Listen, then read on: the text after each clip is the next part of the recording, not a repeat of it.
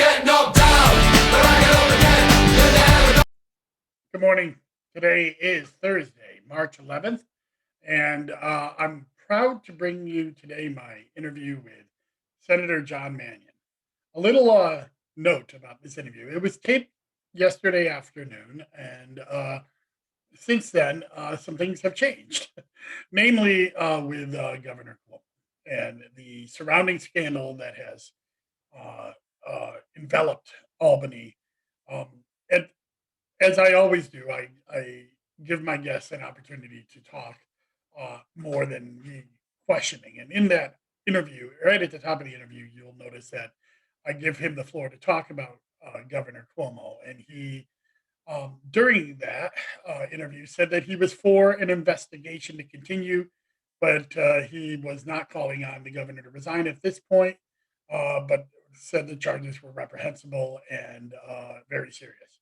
Then last night, um, after more allegations have come to light with the governor, he then called for the governor to resign. So, uh, Senator Mannion did call for Governor Cuomo to resign. I wanted to be honest with you, the audience, about the state of mind of when we were talking about this and where he was his position yesterday, but more allegations came to light that night, and um, I decided to continue posting the interview with his permission and with this little disclaimer out there. So, as an audience member, what the position of Senator Mannion is.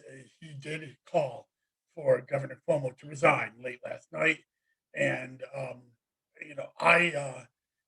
I don't take positions on whether people should resign or not, but I definitely believe that the investigation, whether he resigns or not, needs to continue because these allegations are serious, and these allegations are um, pretty get, becoming more and more people and more worse over time. And this, along with the nursing home data problem, which as a data guy, I always found to be troubling, and and the more that comes to light there, it looks like a more intentional act than an unintentional act. So this is a scandal that is coming about during the time of the budget and during a time that the state needs serious and stable leadership. And it is more and more a growing problem. But I trust James, our lieutenant, I'm sorry, our attorney general, and I believe that she will continue a proper and unbiased investigation. So, with that being said, I'm going to get to the interview shortly. A few things of note that are going on at the Board of Elections next week. Our office comes back to to the to the office. We've never closed our office. We've always had public facing employees there. However, we have rotated people in and out over the last 3 months to try to keep people safe. As you know, we had a major COVID outbreak there last November, and a couple of people were, you know, long time on getting resolved. So, getting better. So we're trying to keep our employees safe. However, with the county exec ordering all other departments back to work on March 15th, um, and we were planning on coming back sometime in April anyways, full time. We've decided to just uh, continue, in solidarity with the other departments to come back. Uh, yeah, personally, I would love to see all government employees vaccinated before this move, but and I do note that the county has opened up vaccination for government public-facing employees, and now the state has.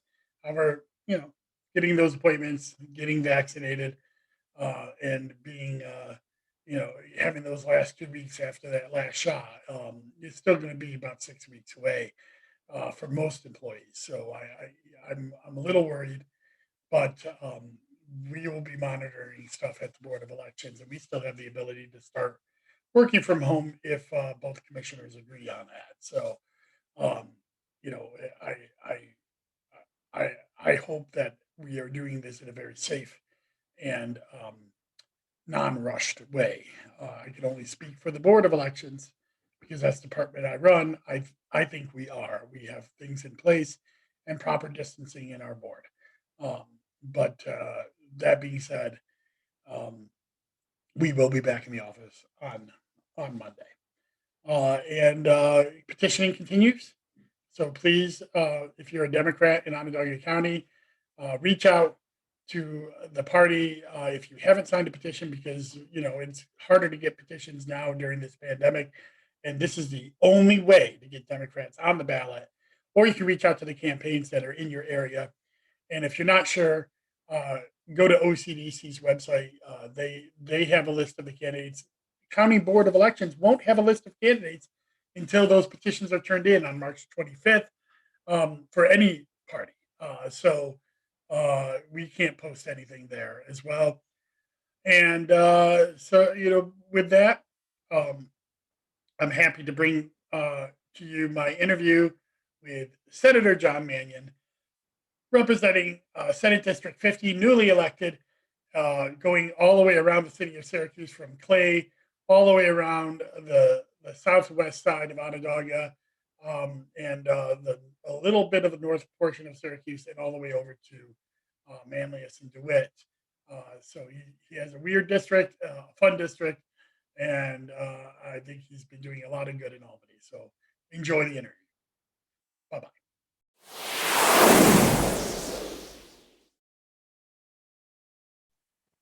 And welcome back. I'm very happy to have my friend, Senator John Mannion, representing the 50th Senate District, which snakes around the city of Syracuse from Clay all around the outskirts to a little bit of the north side, and then all the way down over to DeWitt and Manlius. Senator Mannion, thank you so much for joining me on Zoom with Czarny today. Dustin, thanks for having me on. I appreciate it. It's always a good time. And, there's a lot to talk about here, so I'm happy to join. Yeah, there is. And, I guess we'd be remiss not to start this podcast with the thing that is, I think everybody is talking about, in the state, the situation going on with Governor Cuomo, both the nursing home and the other allegations. And I just wanted to give you a moment to kind of tell us where you're at with all of this. Right. Well, of course, these are serious allegations, and I support and believe that I support the investigation, and I believe whether it's the federal government or the Attorney General's office, I have great faith in Attorney General James. I think she will do a thorough and good and impartial job, of course. So these allegations are disturbing, and I commend the women that came forward for their bravery, and they need to be listened to. And these serious abhorrent allegations have to be thoroughly investigated. And in regards to the nursing home situation, is what people want more than ever, and really what I ran on is they want full transparency.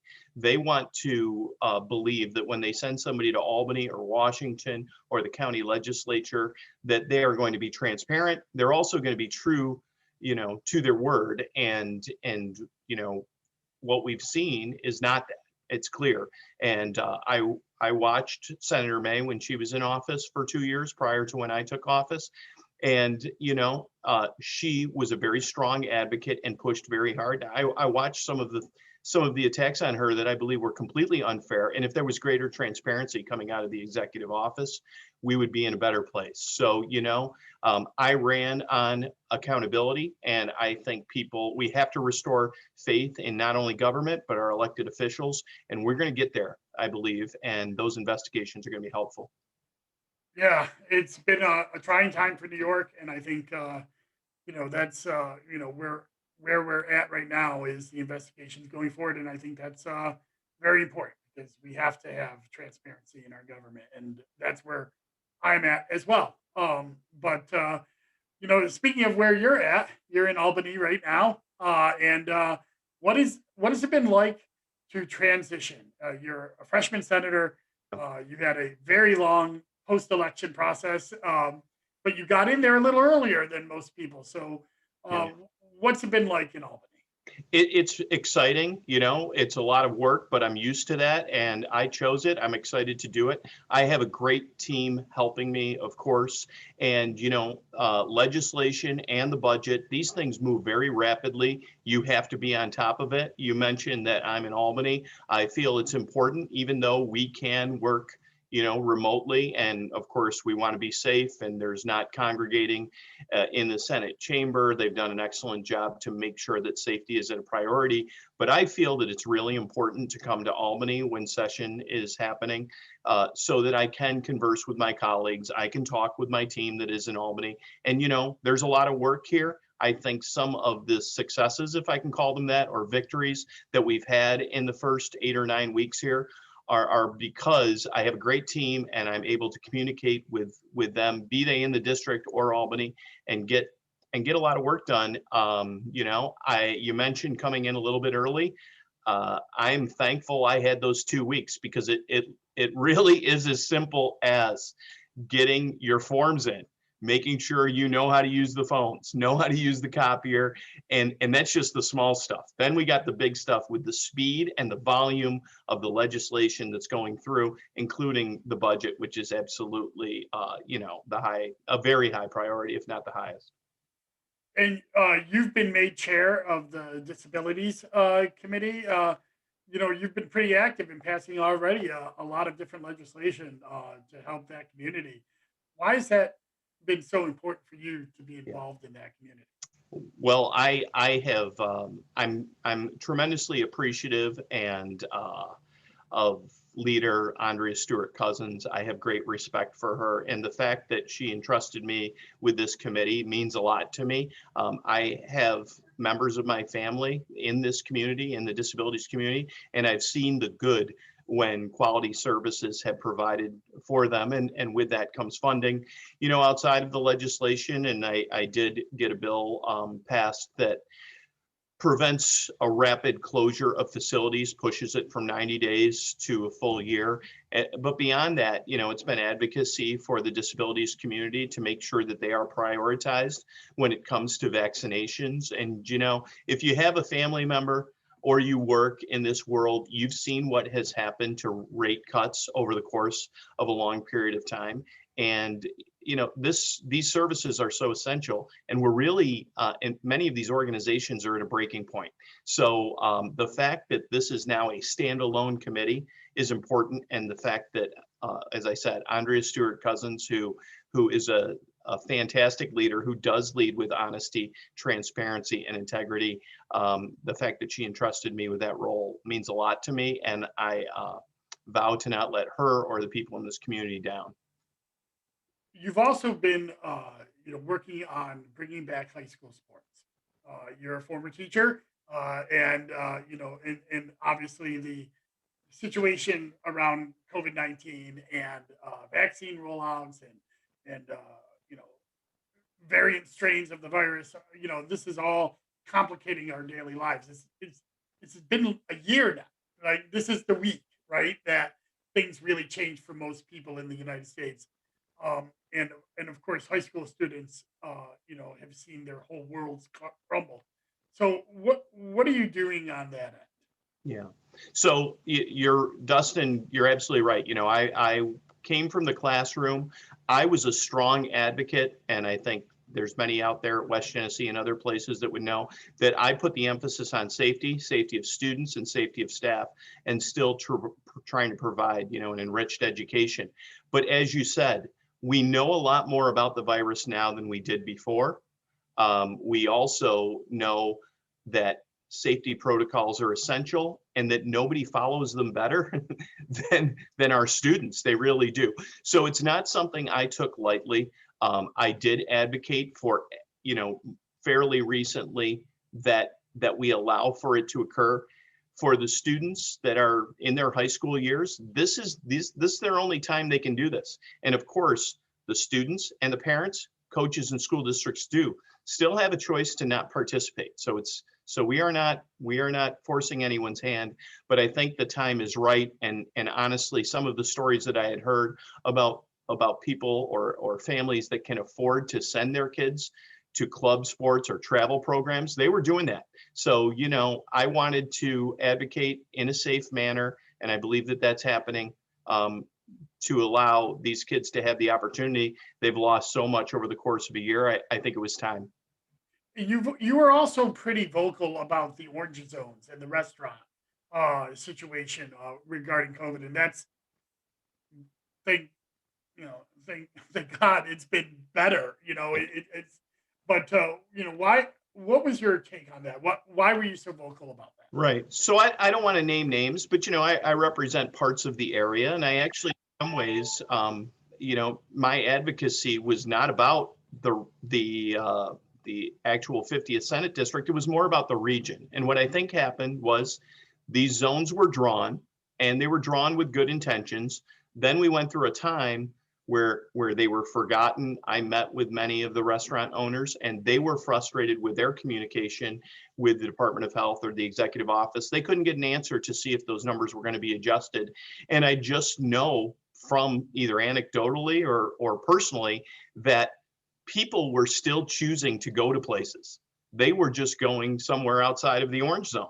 So people were still choosing to partake and go into a restaurant, even though those zones were drawn probably based on population density.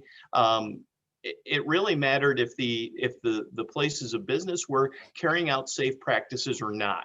The geography did not matter, and therefore that's why I advocated.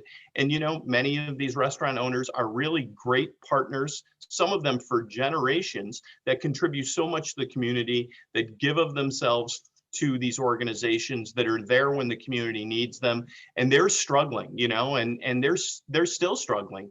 So again, I will say this: I have a little libertarianism in me also, which means if somebody can conduct their business in a safe manner and others choose to partake in that business, at this point, with what we know about the virus and with the vaccines increasing in number very rapidly, again, I advocated for that, and I think at this time that was the right move. Yeah, and I think the important thing there is in a safe manner, right? We see these irresponsible decisions that are happening in Texas and Mississippi where they're, foregoing the mask mandates, and that's not what we're talking about here. We're talking about equality of service for these industries that are in the same region. So And if I can just comment on yeah, that, Dustin, too, I mean, the state and the county has, I think when you talk to these restaurant owners, they do not take these safety protocols lightly, and they are present to make sure that they're being followed. And when there hasn't been safe practices, they've done their job. yeah, it's I think I went out to dinner a few times in the last month or so, and I think most restaurants are pretty stringent on the protocols, and for the most part, most customers are doing the right thing too. I mean, we are in a culture, and we've been living this for a year now, and but going back to the focus of this podcast has always been elections, and and one of the first floor speeches you gave was about absentee voting in New York, Mhm. and that's because your race was one of the most um, you know case studies of what has happened now that more people are voting by absentee, and it's become so partisan, and that your race flipped from election day uh, to the final count, and the um, rodeo that happened in between that to that. So why was that important for you to address, and how important is where are we going with this? Sure. Well, for a number of reasons, Dustin, you and I would agree, not to be snarky, but the election was won on election day, right? We just had Right, to take time to count those ballots. So, right. so there has been uh, one vote is one vote. All these votes count equally, and there is a messaging and a narrative that's out there that absentee votes are less, and they're simply not. I'm going to go back to that in a second. So the legislation is such, and again, I have praised the Onondaga County Board of Elections, their leaders, because they did a great job. Myself and some of my supporters or volunteers or staff got to see what a great job and what a professional organization that we have in Onondaga and Cayuga. And I thank you personally because of your leadership in that regard. But what we saw as the absentees were counted afterwards, it gave the opportunity to perpetuate a very dangerous message, so dangerous that we had a storming of the United States Capitol, something I never thought that I would see. And certainly I never thought those words would ever come out of my mouth. So as we had this high level of objections, and I will use the word frivolous objections, I am afraid that that is being done to devalue the absentee votes. And, we had those objections. We were in the midst of a pandemic. We had people that were then exposed because of the length of time it took to file those objections and the slowing down of the count. People were potentially exposed to COVID-19, and some of these folks are in an age range or other condition where they're at great risk for it. So that was unfortunate. So what this is going to do is allow those ballots to be counted, and you can correct me on this, of course, but to be counted prior to Election Day. And what is so important about that for me, and I think everybody can tell this, is the fact that it is not going to be someone's behind and they overtook them, that just like we've seen in the past, we used to have a smaller number of absentees. So sometimes we didn't have an answer on election night, and we may still not have an answer on election night, but we're going to be closer to what the result is going to be on election night because we can count those absentees ahead of time. So the narrative that I will use the word is destructive, and another word is dangerous. There's not going to be that opportunity to invalidate these ballots because, as you know, there is a process. They're validated. We move forward. Yes, there's an objection process, and I believe that still needs to be in place to make sure that there are a good set of checks and balances. But this was not the case here, and it has a large percentage of our country, honestly, questioning the validity of our elections, and that is a scary place to be. Yeah, I mean, the bill is going to hopefully allow us to count absentee ballots received before Election Day by election night, or a good portion of them. Of Right. course, the Assembly hasn't passed the bill yet. We're still kind of waiting on that, and if the bill could change in between then and have to go back to the Senate. So it's still out there, but I think there's a lot of talk about that to make sure that other states do this. But of course, the trade-off would be you wouldn't be able to go to the polls on election day if you voted by absentee and change your mind.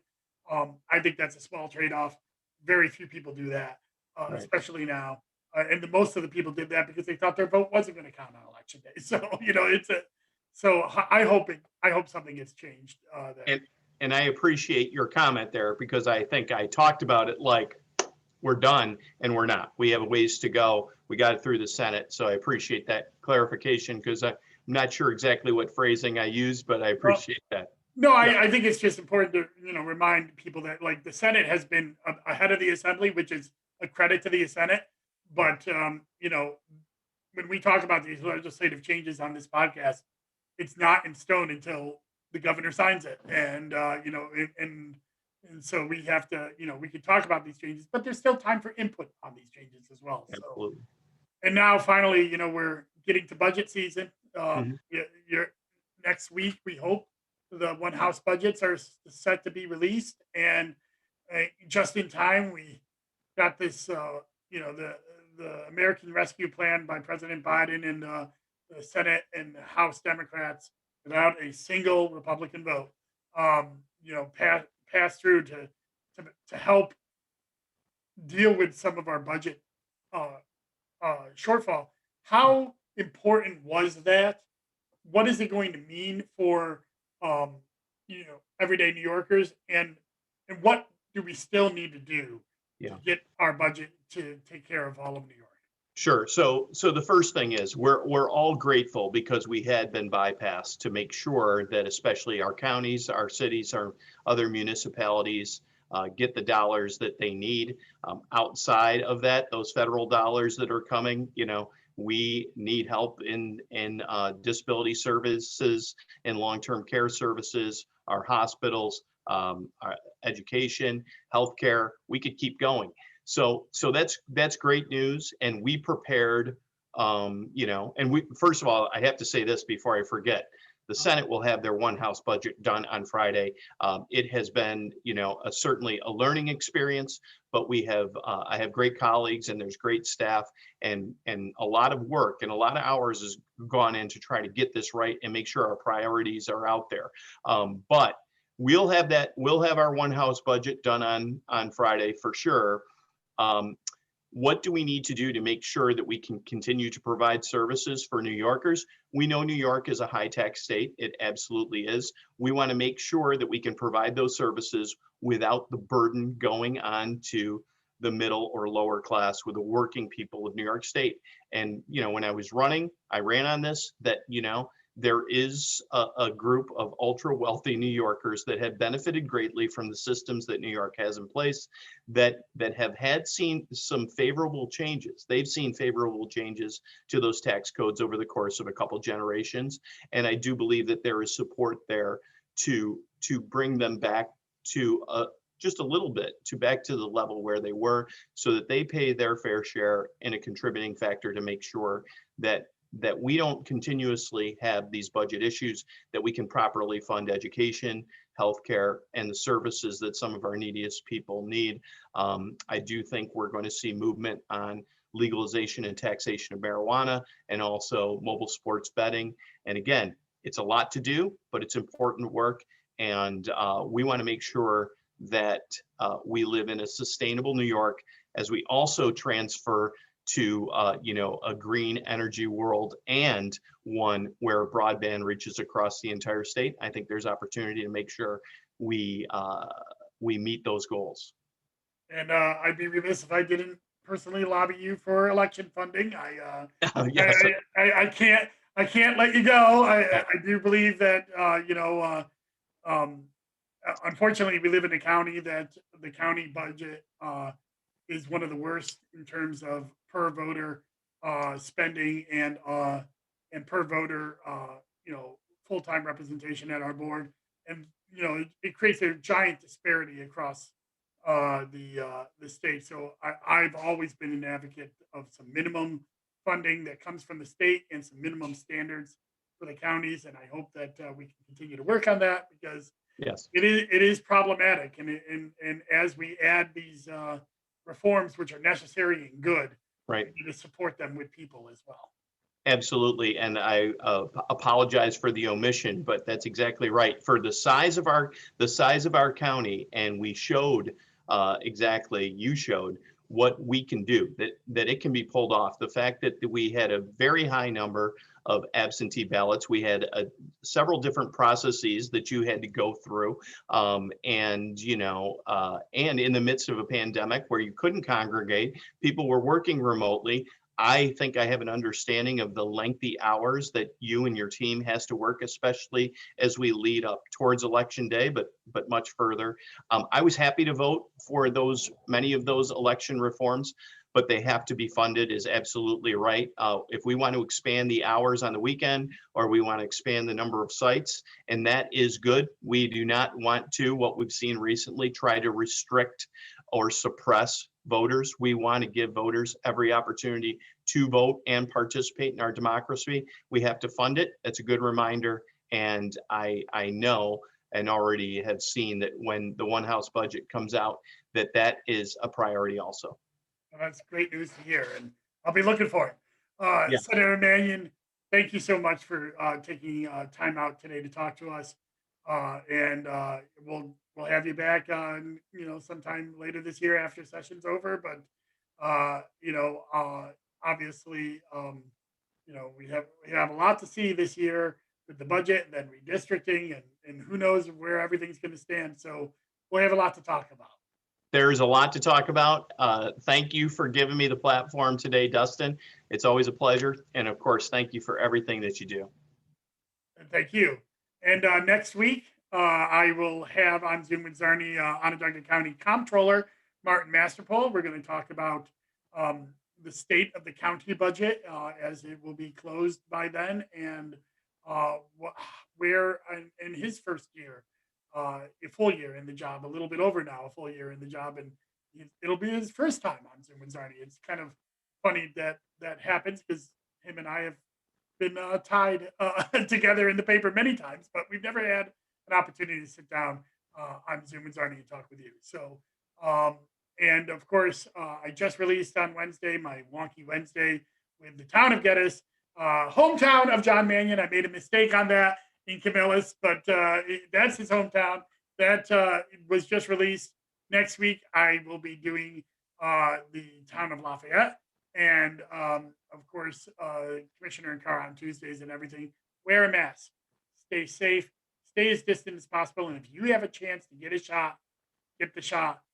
Believe me, I had mine, and it's such a relief. And I can't wait for the second one. All right, everyone, stay safe. Good luck. Bye bye.